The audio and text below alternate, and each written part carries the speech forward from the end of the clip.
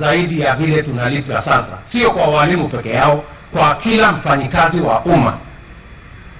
Tuko na Teacher Service Commission, Independent Commission, wamesema hawana pesa ya kulipa. Sasa mnataka tufanye namna gani?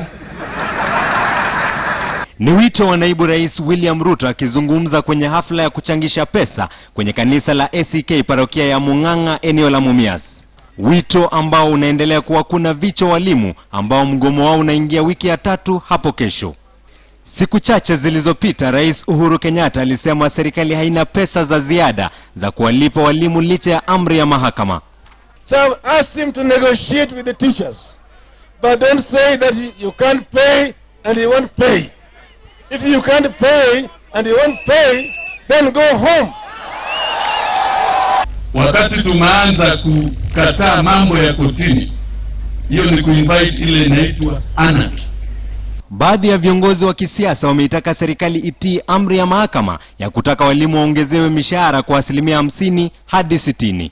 Tungetaka kuuliza national government waketi chini na NAT KUPPET, hiyo mambo tumalizie, watoto warudi kazi shule, kwa sababu kuna wengi wanafanya kazi, wanafanya exams in October. Mvutano baina ya walimu na serikali ukiendelea kuchacha, baadhi ya wabunge wamemtaka spika wa bunge la kitaifa Justin Muturi kuitisha kikao kutafuta suluhu ya mgomo, ila anatazama vinginevyo.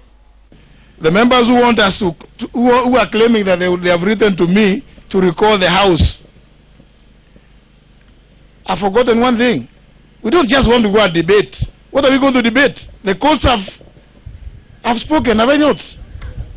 So sasa tukiambiwa tena speaker aenda ita bunge waenda mkaongea mambo ya mishahara ya walimu, tutaenda kusema sasa are we going to be an appellate court? Huku mvutano huo ukiendelea, ilivyo kwa sasa wanafunzi ndio waathirika zaidi, hasa ikizingatiwa kuwa muhula wa 3 ndio wakati wataini wanajiandaa kufanya mitihani yao ya kitaifa. Jeff Kirui, KTN leo wikendi.